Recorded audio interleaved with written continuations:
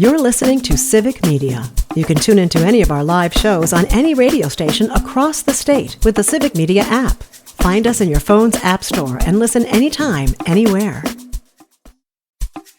This is your WLAK Daily News Roundup for Lake Air, 107.5 FM and 1260 AM in Amory.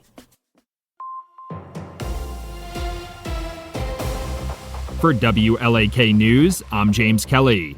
6 people were taken into custody following a drug investigation in Ashland last week. According to a press release, Ashland police officers executed a search warrant at an apartment on the 600 block of St. Clair Street. They allegedly recovered 15 grams of fentanyl along with substantial amounts of cash and other drug-related items. 3 of the arrested individuals had charges referred to the Ashland County District Attorney's Office. The Ashland and Bayfield County Sheriff's Offices and Washburn Police Department assisted in the operation.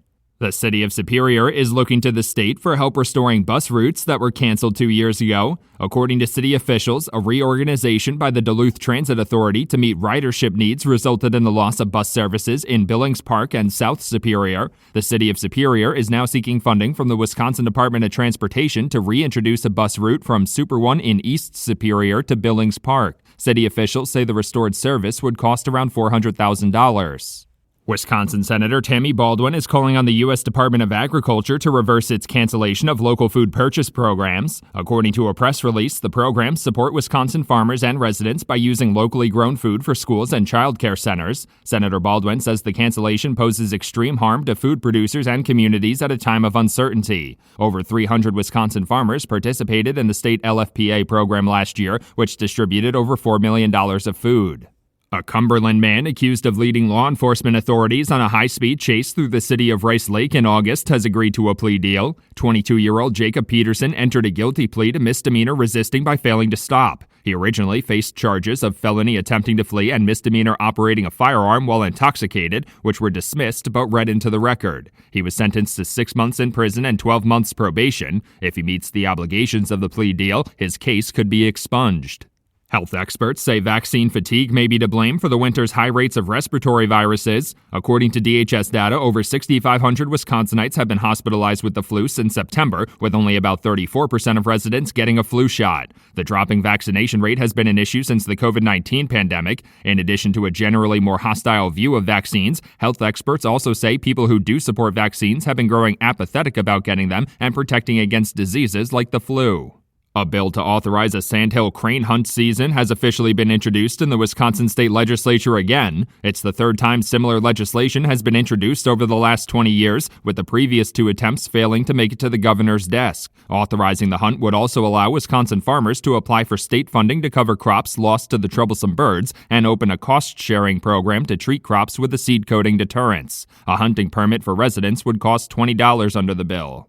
Plans for a daycare facility at the University of Eau Claire Barron County campus are moving forward. The Barron County Board of Supervisors has approved a 10-year lease agreement with the Rice Lake Area School District with an option to renew it for up to 30 years. The agreement will allow the Student Center at the university to be converted into a daycare facility as communities across the state struggle with access to affordable childcare options. Officials say it will take about $850,000 to get the facility up and running.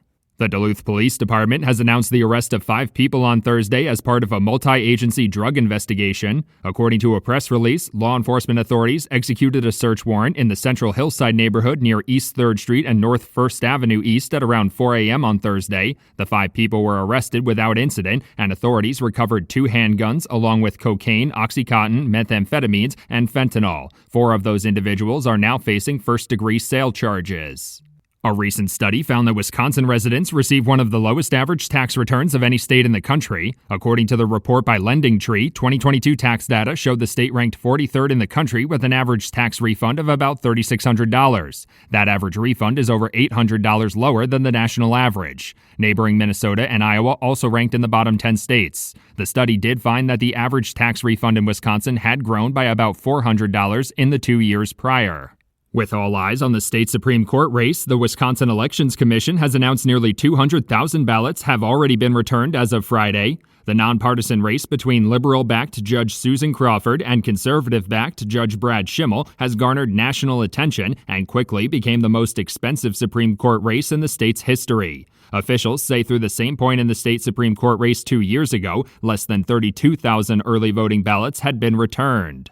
For WLAK News, I'm James Kelly. The Bucks lose to the Suns. Hi, I'm Mike Clemens with sports. The Bucks fall to the Phoenix Suns 108-106. Milwaukee had designed a play to get the ball to Brook Lopez for the winning shot, but A.J. Green bumped into Giannis, who was trying to set a pick. Head coach Doc Rivers. Yeah, A.J. kind of went too early. Knocked Giannis off strikes. We wanted Giannis to come up. Then he was supposed to pick Brook, and Brook was going over, so it is what it is. It's the first time the Suns head coach Mike Budenholzer had faced the Bucks since they fired him 2 years ago. The Suns players telling reporters they wanted to win this one for Coach Bud. There's a lot of history there, and so, I think the most important thing is our players, and, if they gave a little extra for me, that would be great. Good to get the win. They're a great team, a lot of great players, a lot of respect for them. I'm just happy for our players, really, to be honest with you. Baseball, the Brewers wrapping up spring training with a 4-2 win over the Rockies. Milwaukee with a 16-14 record in Cactus League play. With sports, I'm Mike Clemens. On your entertainment beat, I'm Pete Schwaba. Film festival fans, this is for you. Tickets are currently on sale for the upcoming films at the Wisconsin Film Festival. The Wisconsin Film Festival runs from April 3rd through the 10th. They typically offer over 150 films, including 35mm restored film classics, independent films, great personal appearances from well-known filmmakers and actors, and most importantly, outstanding movies from Wisconsin's own filmmakers.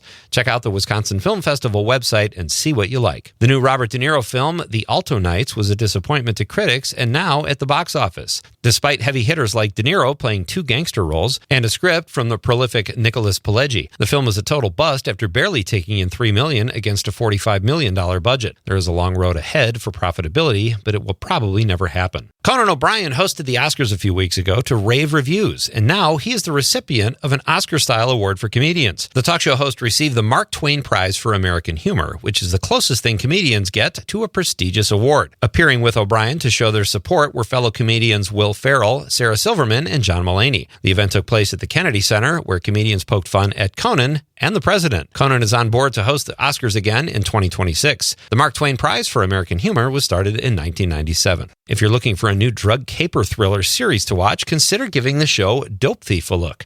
3 episodes are currently available on Apple TV. 2 friends play Robin Hood and pose as DEA agents to rip off low-level drug dealers until they make a mistake and steal from the wrong outfit. The show is executive produced and directed by Ridley Scott, among others.